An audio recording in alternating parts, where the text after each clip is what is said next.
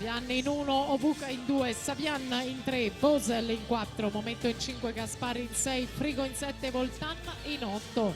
Siamo in Centrovasca con Tiasa Vosel, Drusto Zveda Krani, la slovena che va al tocco in 1.09 e 54 e dunque Tiasa Vosel vicinissima al primato della manifestazione che le appartiene con 1.09 e 14.